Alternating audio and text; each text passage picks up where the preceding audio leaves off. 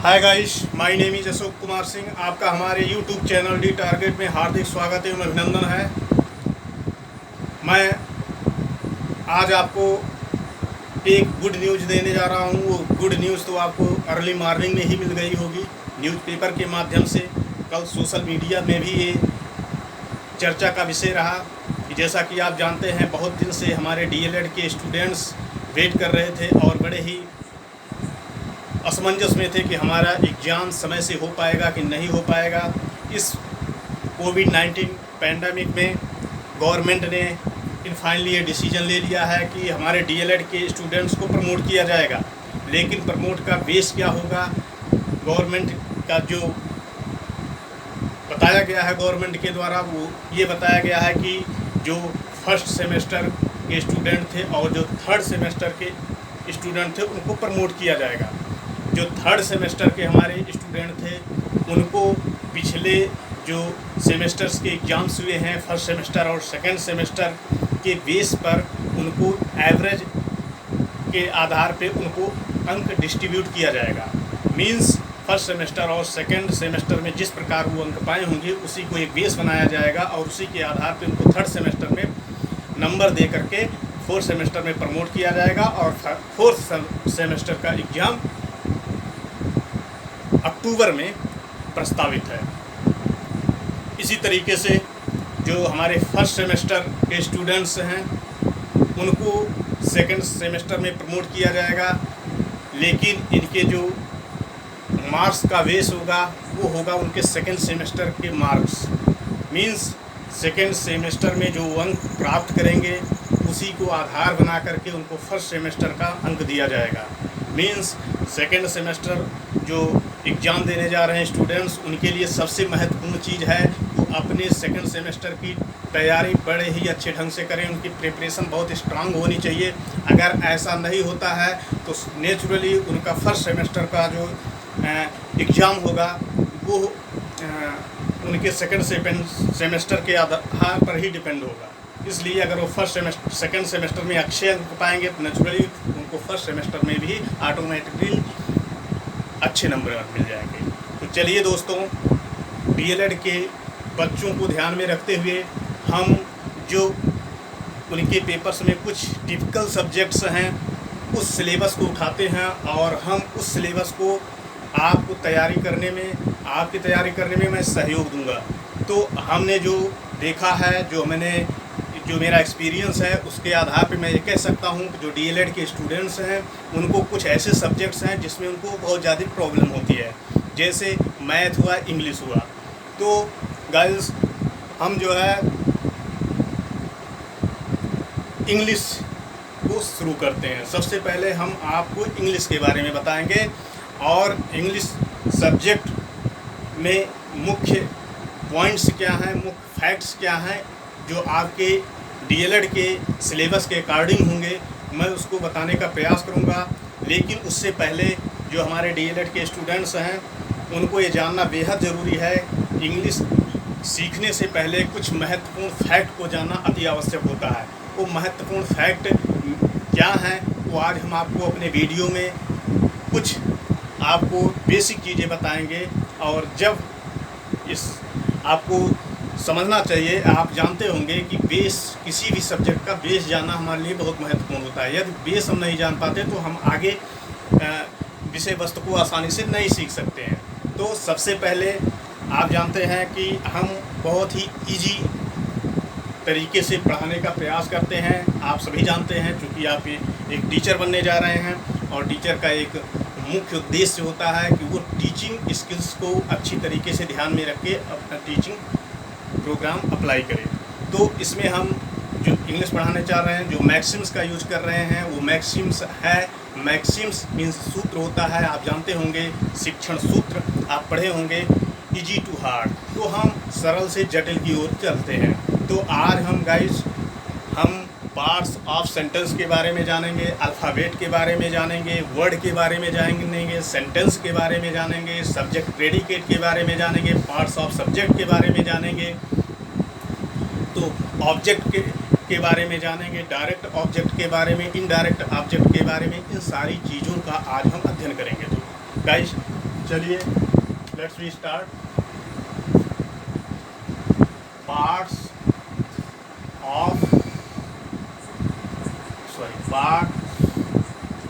Of sentence.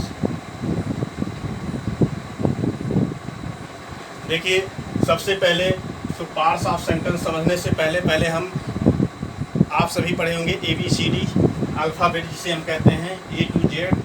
ये letter होते हैं 26 में जो डिवाइडेशन किया गया है वावेल्स और कंसोनेंट्स का डिवाइडेशन किया गया है।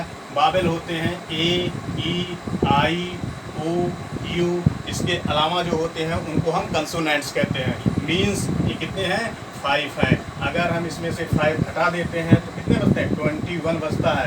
मीन्स 21 हमारे कंसोनेंट्स होते हैं। तो इंग्लिश में 5 वावेल्स होते हैं, 21 कंसोनेंट्स होते हैं।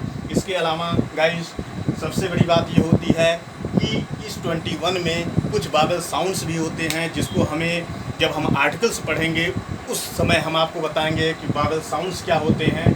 वावेल साउंड्स मीन्स जब हम किसी वर्ड का प्रोनंसिएशन करते हैं तो उस प्रोनंसिएशन में जो हमें जो अल्फ़ाबेट मिलता है सबसे पहले इनमें से कोई एक मिलता है, लेकिन जो उसका प्रोनंसिएशन होता है वो वावेल का होता है।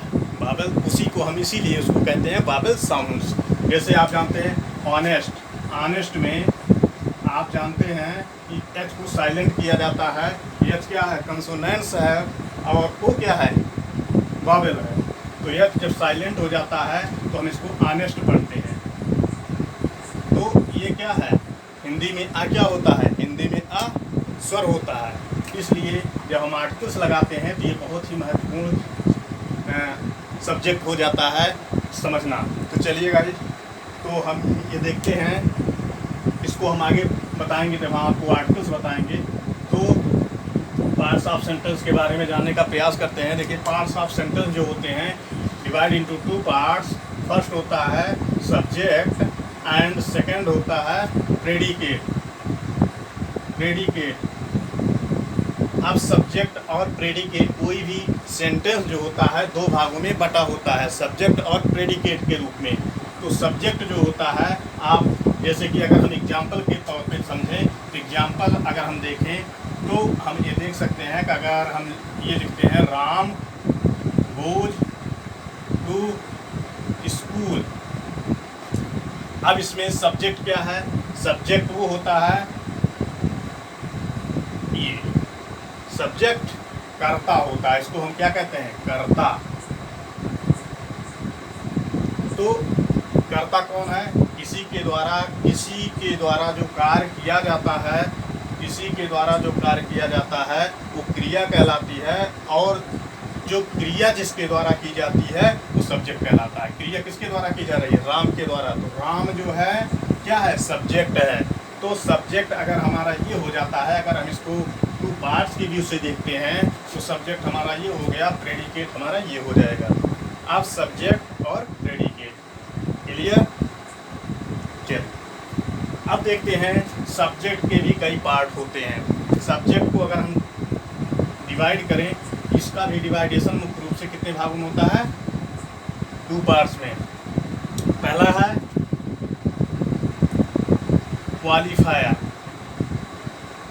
क्वालिफायर और सेकंड है हेड वर्ड और मेन वर्ड। अब देखिए क्वालिफायर हेड और मेन वर्ड। अब क्वालिफायर को अगर हम इनलार्जमेंट करते हैं, इनलार्जमेंट अगर हम इसका करते हैं, इनलार्जेंट माने होता है कि विस्तार यदि हम करते हैं तो विस्तार 3 भागों में होता है, 3 पार्ट्स में होता है। पहला होता है डिटरमिनर, दूसरा होता है आपका एडजेक्टिव और तीसरा होता है आपका एडजेक्टिवल फ्रेज। एडजेक्टिवल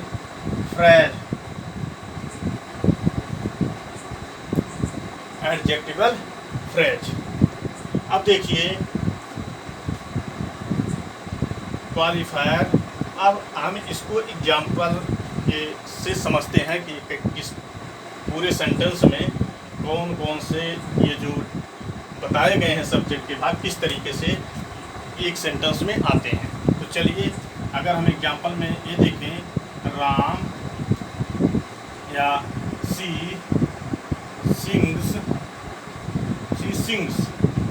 अब आप देख रहे हैं सी क्या है, अगर हम कहें तो सी सब्जेक्ट है, ये भाग प्रेडिकेट है, और सी सिंग्स में सब्जेक्ट क्या है, सब्जेक्ट प्रोनाउन है। जहाँ आपको नाउन प्रोनाउन ये सारे पार्ट्स ऑफ स्पीच बताएंगे तो इसमें हम और स्पष्ट हो जाएगा ये चीज़। तो केवल हम अभी ये समझते हैं सब्जेक्ट के भाग क्या होते हैं। सी सिंग्स, अगर सी की बात करें सब्जेक्ट है, सब्जेक्ट में क्या है, सब्जेक्ट में है ये क्वालिफायर। क्या है, क्वालिफायर। क्वालिफायर सॉरी सब्जेक्ट में सी क्या है, हेड वर्ड है, ठीक है। अब राम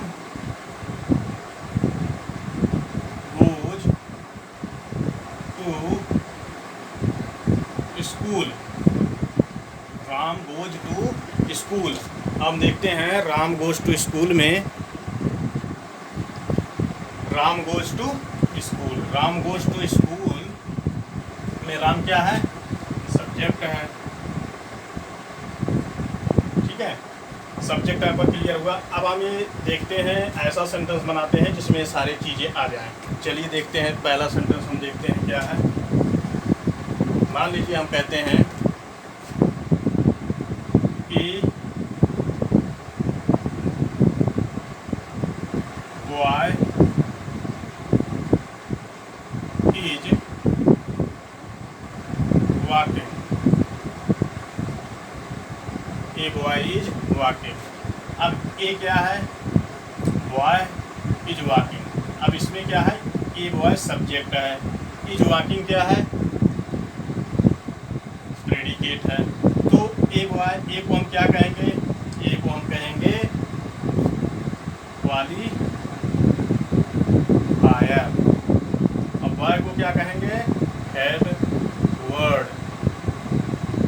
और इज वॉकिंग क्या है, प्रेडिकेट है। इसी तरीके से आप अगर हम ये कहें ए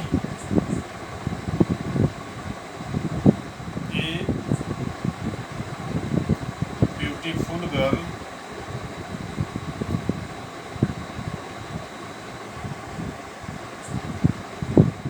डांस, ए ब्यूटीफुल गर्ल डांस। अब देखिए ये ब्यूटीफुल गर्ल डांस, ये ब्यूटीफुल गर्ल डांस में आप देख रहे हैं कि ये क्या है, आप इसको देखिए, ए ब्यूटीफुल गर्ल, ए ब्यूटीफुल गर्ल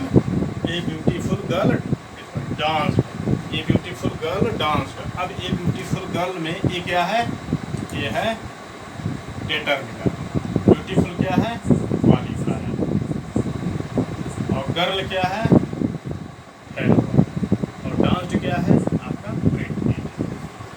आपको समझ में आ गया होगा कि सब्जेक्ट में आपने पढ़ा qualifier, determiner, adjective, head word और मेन वर्ड सब्जेक्ट।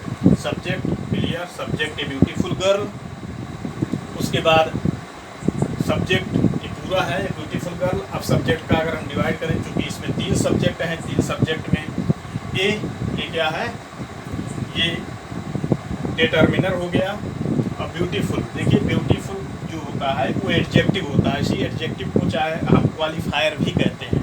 तो ये क्या है, ब्यूटीफुल क्वालिफायर है, गर्ल डांस ये हेड वर्ड है। इस तरीके से आपका qualifier, determiner, adjective, head word हो गया। आपको समझ में आ गया होगा ये चीज़। अब हम देखते हैं एडजेक्टिवल फ्रेज क्या होता है। देखिए एडजेक्टिवल फ्रेज हमेशा जो है सब्जेक्ट, जो सब्जेक्ट होते हैं उनके बाद आता है और प्रेडिकेट के पहले आता है, प्रेडिकेट के पहले आता है और सब्जेक्ट के बाद आता है। जैसे my younger brother, my younger brother in Delhi is a doctor. अब देखिए my younger brother, अगर हम इस पार्ट्स ऑफ सेंटेंस सब्जेक्ट का जो हमने डिवाइडेशन किया है उसके आधार पे यदि हम इस सेंटेंस को देखें तो इस सेंटेंस में आपको स्पष्ट हो जाएगा कि माई क्या है। माई है डिटरमिनर, क्योंकि आप जानते हैं जो यंगर है ये एडजेक्टिव है, और एडजेक्टिव को ही हम क्वालिफायर कहते हैं। तो ये क्या है, क्वालिफायर हो गया, ये क्वालिफायर है, और ये डिटरमिनर हो गया। अब इसके बाद बचता है हेड वर्ड बचेगा, हेड वर्ड हो गया इन दिल्ली। इन दिल्ली जो है ये आपका एडजेक्टिवल फ्रेज, एडजेक्टिवल फ्रेज इसको हम बोलेंगे, एडजेक्टिवल फ्रेज। और इज ए डॉक्टर, ये क्या है, प्रेडिकेट है, प्रेडिकेट है। तो आप देख रहे हैं अगर किसी भी सेंटेंस में तीन सब्जेक्ट आता है, तीन सब्जेक्ट आता है तो पहला जो होगा वो डिटरमिनर होगा, दूसरा जो होगा वो क्वालिफायर होगा, तीसरा जो होगा वो हेड वर्ड होगा। आप इसको याद रखिए, अगर किसी भी सेंटेंस में तीन सब्जेक्ट आते हैं तो इसके जो सीक्वेंस होता है वो सीक्वेंस इसी के आधार पे होता है। तो आप जो सब्जेक्ट, प्रेडिकेट और सब्जेक्ट के भाग हमें उम्मीद है कि आप अच्छे तरीके से समझ गए होंगे। तो ये आपका ये भाग रहा सब्जेक्ट का। अब हम समझते हैं प्रेडिकेट के भाग को। अब हम समझते हैं ये सब्जेक्ट का भाग रहा, अब हम समझते हैं प्रेडिकेट के भाग को। प्रेडिकेट के भाग को समझने के लिए हम देखते हैं इसको हम डिवाइड इनटू थ्री पार्ट्स में डिवाइड करते हैं। फर्स्ट पार्ट जो होता है इसको हम कहते हैं वर्ब, ऑब्जेक्ट और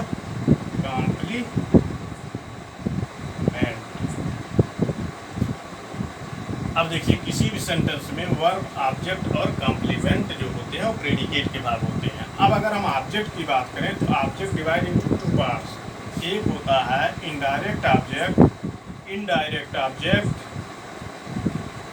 और दूसरा है डायरेक्ट ऑब्जेक्ट, इनडायरेक्ट ऑब्जेक्ट और डायरेक्ट ऑब्जेक्ट। देखिए इनडायरेक्ट ऑब्जेक्ट और डायरेक्ट ऑब्जेक्ट में डिफरेंस क्या होता है। एक बेसिकली जो है इसमें डिफरेंस जो होता है, जो इनडायरेक्ट ऑब्जेक्ट होता है वो किसी पर्सन को डिनोट करता है, और जो डायरेक्ट ऑब्जेक्ट होता है ये किसी थिंग को डिनोट करता है। जब किसी थिंग को डिनोट करता है तो अक्सर जो होता है वो डायरेक्ट ऑब्जेक्ट होता है, और जो किसी पर्सन को डिनोट करता है वो इनडायरेक्ट ऑब्जेक्ट होता है। तो देखिए कुछ एक्सेप्शन भी हैं इसके, लेकिन जो कॉमनली यूज होते हैं वो इसी तरीके से इसी रूल्स को फॉलो करते हैं कि इनडायरेक्ट ऑब्जेक्ट जो है वो पर्सन को डिनोट करते हैं, डायरेक्ट ऑब्जेक्ट थिंग को डिनोट करते हैं। और वर्ब जो होता है, आप वर्ब के बारे में एक चीज़ महत्वपूर्ण आपको जानना बहुत आवश्यक है। वर्ब जो होता है इंग्लिश में वर्ब हमेशा प्लूरल फॉर्म में होता है। जैसे गो, सिंग, ये सब क्या है, गो, सिंग, फ्लाई, ठीक है, ये सब क्या है, ईट, ये सब क्या है, ये प्लूरल फॉर्म में होते हैं। जितने भी इंग्लिश में वर्ब होंगे वो प्लूरल फॉर्म में होते हैं। उनको सिंगुलर बनाने के लिए हम उस वर्ब में यस या यस जोड़ देते हैं। देखिए बहुत सारे स्टूडेंट्स हैं इसमें कंफ्यूज्ड होते हैं कि जैसे कि आप शुरू से पढ़ते आए हैं यस जोड़ देने से प्लूरल बन जाता है, लेकिन यस जो इसमें जोड़ा जाता है वो नाउन में जोड़ा जाता है। अगर किसी नाउन में यस जोड़ दिया जाए वो प्लूरल हो जाता है। जैसे डॉग है, डॉग में अगर यस जोड़ दिया गया डॉग्स हो गया, डॉग्स क्या हो जाएगा, प्लूरल हो जाएगा। इसी तरीके से बर्ड है, बर्ड में अगर यस जोड़ दिया जाए तो बर्ड्स क्या हो जाएगा, प्लूरल हो जाएगा। इसी तरीके काऊ है, काऊ में यस जोड़ दिया जाए तो काउज हो जाएगा और ये प्लूरल हो जाएगा। लेकिन अगर ईट में हम यस जोड़ दें तो सिंगुलर हो जाएगा। जैसे एग्जाम्पल के तौर पे यदि हम ये लिखते हैं कि डॉग बार्क्स, डॉग बार्क्स। अब देखिए डॉग बार्क्स, कुत्ता भौंकता है। अब डॉग बार्क्स, अब देखिए और दूसरा हम सेंटेंस लिख देते हैं डॉग्स बार्क्स। अब आपसे इसमें पूछा जाए इसमें करेक्ट कौन है और इनकरेक्ट कौन है, तो स्वाभाविक है, नेचुरली आप जानते हैं जो नियम्स होते हैं ग्रामर में, सिंगुलर के साथ सिंगुलर और प्लूरल के साथ प्लूरल। तो आप देखेंगे डॉग, डॉग सिंगुलर है और हमने बताया था वर्ब जो होता है इंग्लिश में वो हमेशा प्लूरल फॉर्म में होता है, उसको हम सिंगुलर बनाने के लिए उसमें यस या यस जोड़ देते हैं। तो आप देखेंगे बार्क्स जो है क्रिया है और इसमें हमने यस जोड़ दिया है। जब यस हमने जोड़ दिया तो यस क्या हो गया, ये हो गया सिंगुलर में। तो सिंगुलर के साथ सिंगुलर, प्लूरल के साथ प्लूरल, लेकिन यहाँ पे उस रूल्स को फॉलो नहीं कर रहा है। क्यों? क्योंकि डॉग्स जो है प्लूरल है और बार्क्स जो है सिंगुलर है, पियर्स। तो ये क्या है, ये रॉन्ग है और ये राइट है।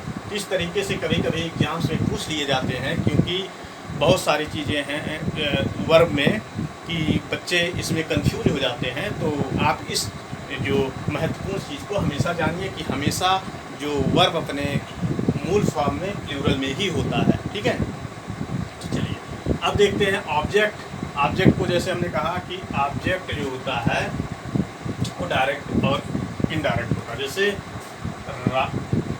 मोहन गिव मी